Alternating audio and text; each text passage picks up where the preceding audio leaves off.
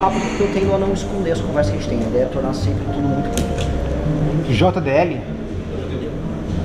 Renan, só uma pergunta para você sobre a segurança pública. A gente tem bastante debate no Brasil e Estados Unidos, principalmente essa questão dos Estados Unidos classificar organizações criminosas como terroristas. Qual seria o seu plano de governo justamente para combater essas facções criminosas que atuam não apenas aqui, mas em todos os países? É uma delícia de pergunta porque é o assunto que eu mais falo, né? Mas a ideia nossa é colocar o Estado brasileiro no entendimento de que nós estamos vivendo uma guerra. O Brasil vive uma guerra, acho que todo mundo sabe. Questões fronteiriças envolvem esse conflito. Boa parte da droga que entra por aqui no Mato Grosso do Sul, ela vai passar pela famosa Rota Caipira e parar no Porto do Estado de São Paulo, onde ela é exportada para fora pelo PCC. Ou seja, uma atividade multimilionária do PCC se inicia aqui. Entender que é uma guerra, entender que as Forças Armadas vão ter que atuar na fronteira, que a Polícia Federal vai poder fazer grandes operações, que as polícias militares estaduais vão atuar nos municípios, tanto no estado do Mato Grosso do Sul quanto no estado de São Paulo, para destruir essas operações. Que nós vamos ter que chamar, eventualmente, uma parte das Forças Armadas para atuar junto com a Polícia de São Paulo, para destruir o PCC na Baixada Santista, e que nós vamos só fazer uma intervenção federal no Porto Santos. Toda esta linha, por exemplo, que vai do Mato Grosso do Sul até o Porto Santos, representa apenas uma das linhas da guerra que o Estado brasileiro vai ter que atuar contra o crime organizado. Vai da fronteira até o porto. É apenas uma. Se eu for falar do Ceará, estado do meu amigo Pedrinho, que está aqui presente, a gente está falando de uma desocupação de municípios inteiros, que hoje são tomados pelo Comando Vermelho, que já é outra linha. Por mais que o Comando Vermelho também queira tomar o porto do PCC para fazer a exportação aos moldes do PCC. Ou seja, eu vou ter que contar com institutos jurídicos, com a ideia do direito penal do menino, que vai se tornar projeto de lei para passar na Câmara dos Deputados do Senado para poder validar uma atuação diferente de parte do Estado, para que o Estado tenha meios de agir e em alguns lugares vou colocar tanto o GLO quanto o Estado de Defesa, municípios, eventualmente até bairros, para que aí a polícia possa agir de maneira muito enfática, para que no nosso primeiro ano de governo a gente possa falar, está destruído o modelo atual do crime organizado. Esse modelo, essa operação que existe, ela precisa ser destruída e rápido, porque eles estão destruindo a nossa. O governo brasileiro está passando por uma infiltração e o setor privado também. Todo mundo fala, mas e a Faria Lima? Vocês vão pegar, vou pegar todo mundo do PCC que está na Faria Lima. Vamos pegar, dando o nome aos bois, vamos pegar o pessoal da READ, vamos pegar todo mundo que está fazendo lavagem de dinheiro. E no Rio de Janeiro, nosso querido amigo Flávio Bolsonaro, que está concorrendo comigo nas eleições, ele era muito próximo do Bacelar, que era um operador político do Comando Vermelho na Assembleia Legislativa do Rio de Janeiro. Então também vamos para cima deles, em todos os lugares. Só que nós temos que ter os institutos jurídicos para isso, portanto os meios institucionais, e do outro lado nós temos que ter uma vontade por parte do governo de fazer um enfrentamento definitivo. Guerra se ganha. Se você iniciar uma guerra, não é para ficar permanentemente nela, é para vencer. Nós vamos entrar numa guerra para vencer. Band? Oi. Bom, eu gostaria que o senhor falasse das principais propostas do seu governo e também nosso Estado tem como foco o agronegócio. Tem alguma proposta para essa área? A gente enviou para a imprensa ontem nosso plano de governo resumido, e é bem resumido porque assim, a gente tem mais de praticamente 400 páginas só um livro do plano de governo que vai ser publicado em livro. Digo isso porque tem tanta proposta que eu nem sei te dizer assim, quais são as essenciais. Hoje nós estamos precisando de tudo. Eu elenquei agora a parte de segurança pública, que são as primeiras coisas que nós vamos fazer no governo. Outra área que é fundamental que a gente atue é na reforma fiscal. O Brasil está indo para uma crise em que nós vamos cair naquilo que os especialistas chamam de dominância fiscal, em que não há muito o que se fazer em termos de política de juros, porque os juros vão estar disparando. Para resolver isso, nós vamos precisar cortar muita despesa. Nós temos um plano, uma técnica que foi tocada pelo nosso deputado, de corte de despesas na casa dos 3 trilhões de reais em 10 anos. Vai mexer, eu vou colocar aqui, eu diferente, faço um desafio para os outros candidatos, tá? Eu vou falar o que eu vou fazer. Todo mundo tem medo de falar coisa impopular. Todo mundo só quer falar o popular, o que é bonitinho que dá volta. Vou fazer uma nova reforma da Previdência que vai precisar. Vamos precisar falar das vinculações que existem na área da saúde e educação. E que não é sobre tirar dinheiro dessas áreas, é simplesmente saber como utilizar para não quebrar os estados de municípios. Vamos fazer desindexação, vamos mexer nos super privilégios que existem no judiciário, no nosso funcionalismo, assim como vamos mexer também no teto. Estou falando das muitas rendas fiscais que existem para muito mega interesse no Brasil. Essas duas áreas, se resolvidas nos 6 primeiros meses do meu mandato, vai permitir que o Brasil saia da crise econômica e saia da crise social envolvendo violência. E aí a gente pode focar em reformas de competitividade, que é outra agenda muito importante. Nas de produtividade, aqui você colocou a questão do agro, nós vamos focar muito. Se há uma reforma fiscal, queda de juros, com queda de juros, fazer valer nos tribunais o licenciamento ambiental que passou, e juros mais barato e licenciamento ambiental significa investimento em massa em infraestrutura, que é uma coisa que o agro precisa. Infraestrutura de ferrovia, infraestrutura de estradas e rodadas, infraestrutura portuária, são esses elementos centrais, segurança jurídica, e eu vou para cima alterando a legislação brasileira, de promotores que queiram atuar na primeira instância para derrubar obras de funcionamento. Não pode um promotor ir para cima de uma obra com uma ferrogrão, que é essencial para o escoamento da produção agrícola brasileira. Ah, não, porque tem uma tribo indígena a 200 km. Não, isso é insegurança. Isso faz com que dólar nenhum venha parar na atividade produtiva, especialmente de infraestrutura no Brasil. Por fim, outra coisa que o agro precisa é financiamento. E financiamento depende de capital, e capital depende do governo gastando menos dinheiro para sobrar, para diminuir os juros e sobrar maior espaço para investimento, que é o que vai acontecer no nosso governo. Mídia Max. Como o senhor chegou a mencionar o Fábio Bolsonaro, eu queria aproveitar e perguntar o que o senhor acha do ataque que ele fez às urnas eletrônicas, a confiança delas, tendo em vista que a família Bolsonaro se elege há várias décadas, né, com a mesma urna eletrônica que ele fez ataques. Eu não consigo entender o que passa na cabeça dele. Eu não consigo entender. Assim, toda vez que eles ganham uma eleição, eles não falam da urna. Aí eles começam a ver que vão perder a eleição, aí eles começam a falar. Não sei, eu só acho isso infantil. Eu acho que quando eu queria ver essas pessoas que falam da urna, eles fazem todos parte de partido político. Eu sou o presidente do partido político. Os partidos políticos podem, antes do período eleitoral, fazer a checagem do funcionamento da urna. O TSE convida todos para isso. Por que eles não atenderam os convites do TSE nos últimos anos para fazer isso? E mais, e quando eles ganham as eleições, por que eles não questionam a urna? Então, quando os deputados deles vencem a eleição, por que eles não vão falar, tá fraudada, a urna só é fraudada quando eles perdem? E aí eu não gosto desse tipo de conversa. Para mim é uma conversa de perdedores de quem quer criar uma confusão. Eu acho isso ruim para nós, ruim para o Brasil, e não é nenhum momento. Quisesse fazer um questionamento republicano sobre isso, faça no ano ímpar. No ano ímpar, que não é o ano eleitoral. Quando as vésperas da eleição começam a falar disso, aí você percebe que a motivação é outra. Campo Grande News. Eu queria perguntar sobre a sua visita aqui no Mato Grosso do Sul, qual que é o seu cronograma, né? Você vai ficar aqui até domingo, além de Campo Grande, você vai visitar cidades do interior, quais cidades do interior? Se você também vai se reunir com alguns setores da economia, comércio, empresários? Vamos para a fronteira, vamos para o interior, vamos para lugares bonitos. Vamos para lugares feios também, vamos ver problemas que existem, problemas sociais. É mais ou menos o mesmo modelo que nós fazemos nas visitas que a gente organiza ao redor do país. A ideia é mostrar potencialidade, ou seja, conquistas econômicas, inovações que existem, mas problemas sociais também. Esse é um modelo nosso de campanha, que é mostrar um lado bom e um lado ruim. Aqui tem muita coisa boa para mostrar, mas nós também temos que abordar o problema, especialmente as questões do governo, que eu acho que é um problema que atinge você diretamente. Antena 1. Renan, o senhor faz críticas tanto ao presidente Lula quanto ao presidente Bolsonaro. O que diferencia a sua candidatura das principais forças políticas do país e por que o eleitor de direita deve optar pelo senhor? Primeira coisa, porque eu sou honesto e dois, eu tenho propostas. Então, se qualquer eleitor estiver procurando uma alternativa boa, ela tem que partir das premissas. Quais são as propostas dessa pessoa? E dois, essa pessoa é honesta. Só de ser honesto e ter proposta, eu já estou muito distante desses dois. O Lula ele venceu a última eleição sem propor nada, as pessoas nem sequer sabiam o que ele ia fazer em matéria econômica. E ele só falou, não, confia em mim que eu vou resolver. E prometeu picanha. Foi a campanha mais despolitizada e vazia de todas. No fundo, a campanha do Lula era sobre eu não sou o Bolsonaro. E a campanha do Bolsonaro agora? Eu não sou o Lula. No máximo, ele vai na área de segurança pública e copia o que eu estou falando num jeito meio burro. O Lula e o Flávio, eles destroem o debate político brasileiro ao tornar tudo isso uma espécie de disputa de fã-clube. É igual fã-clube de diva pop que tem por aí. Eu gosto da Taylor Swift. Não, eu gosto da Lady Gaga. Elas ficam brigando. É o fã do Flávio Bolsonaro e do Lula. Não tem substância, é tudo muito vazio. A gente está tentando trazer uma campanha politizada discutindo problemas. E ao fazer isso, eu me coloco numa posição muito diferente da deles. Fato. Candidato, seja bem-vindo a Campo Grande. No seu eventual governo, como que você pretende lidar com a questão da saúde pública nos crescentes diagnósticos de autismo e questão de diagnóstico precoce, socialização dessas crianças na nossa sociedade?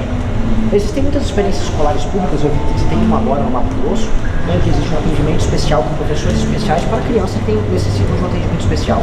Eu acho que isso é um investimento que será caro, mas que o Estado vai precisar fazer. Porque há um aumento nos diagnósticos e há um aumento na necessidade desse atendimento humanizado com as crianças. O que acontece hoje, eu não estou falando agora nem de saúde pública, estou falando de educação, é que como estão obrigando a colocar crianças atípicas junto com crianças típicas na mesma sala de aula, sem professores e condições de fazer um atendimento, tá ficando muito ruim pro professor, você tem casos de burnout de professores, tá ficando muito ruim para o aluno atípico que sofre bullying e ele não consegue lidar até com os ruins, é por isso que tem às vezes mais sensibilidade com alguma coisa. E para o aluno típico ele não consegue também se concentrar na aula, porque às vezes o aluno atípico acaba tendo uma crise ali. Ou seja, é tudo muito ruim. O atendimento especial tem que ser feito para crianças especiais e a escola tem que prever isso. Eu gravei um vídeo agora numa escola em Nova Mutum, agora no Mato Grosso, justamente tratando desse tema, e acho que é bem importante a gente ver como fazer a universalização desse assunto. Sobre, agora já indo partindo para, não para a questão da boa-fé, de crianças que precisam, de fato, e para a má-fé, que existem agora falsos diagnósticos para obter BPC, a gente vai passar um pente fino, vamos atrás de clínicas que estão passando falsos diagnósticos para obtenção de benefícios, a gente vai para cima deles criminalmente. Faltou alguém? Não? Quem quiser. Agora livre, agora quem quiser perguntar. Não, eu queria saber como que você pretende chegar para o eleitor, porque o partido não tem muita voz na televisão, tá? Como você pretende chegar na massa? Eu não sei, porque eu estou fazendo tudo o que eu posso. Assim, a gente não tem dinheiro. Na verdade, eu tenho dinheiro nenhum comparado com os partidos. Nós temos uma militância muito grande, nós temos uma energia de trabalho muito grande, e onde eu tenho meio de ação, que eu tenho redes sociais, eu vou melhor do que os nossos deputados. Onde eu vou melhor, por exemplo, se me chamar para uma entrevista no podcast, todos os podcasts que eu preparo minha audiência para o Flávio e os demais potenciais, eu tenho mais audiência. Então, onde eu consigo espaço, eu vou melhor. Agora que está começando o período da campanha oficial, eu vou poder ter a oportunidade de estar diante de pessoas como vocês, jornalistas, de maneira respeitosa, expor as minhas posições, que eu considero ser muito mais inteligentes, muito mais capazes, e assim chegar no leitor. Eu sou muito desconhecido, mas quem conhece tem uma taxa de conversão mais alta.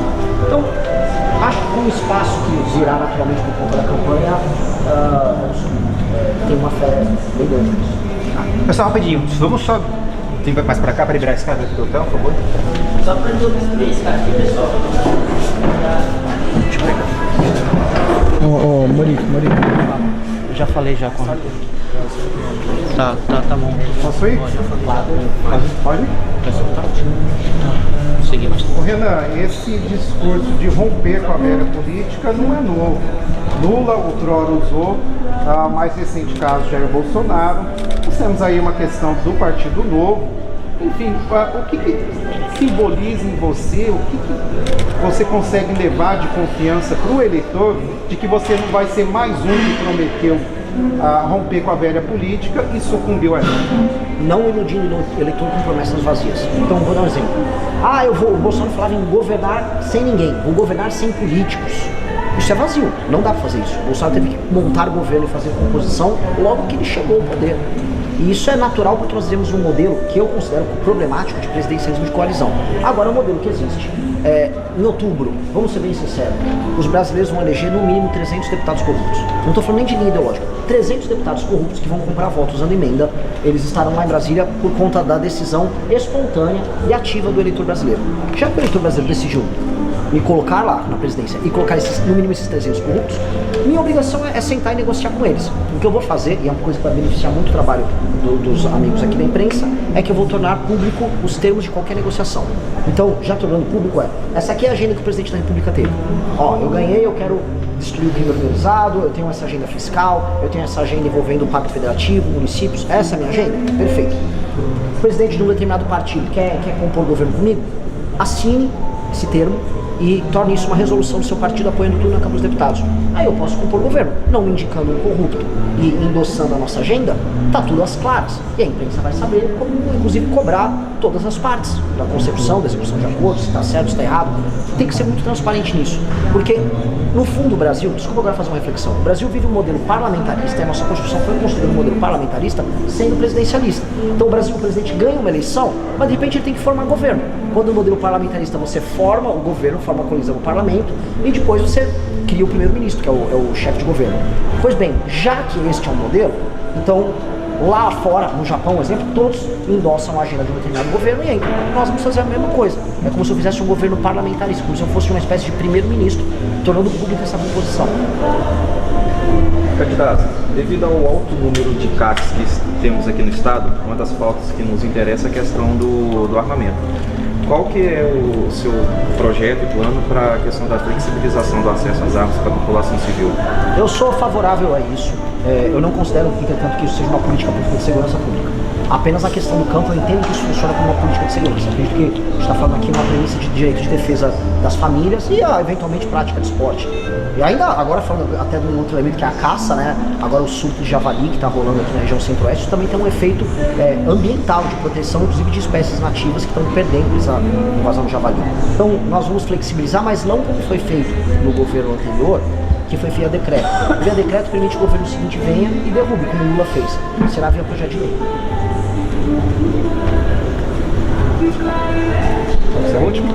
Pode ser, no caso, candidato, tem algum político de Mato Grosso do Sul que você tem algum tipo de afinidade e que, porventura, pudesse ser um ministro do seu governo? Um notável, que você entende como notável?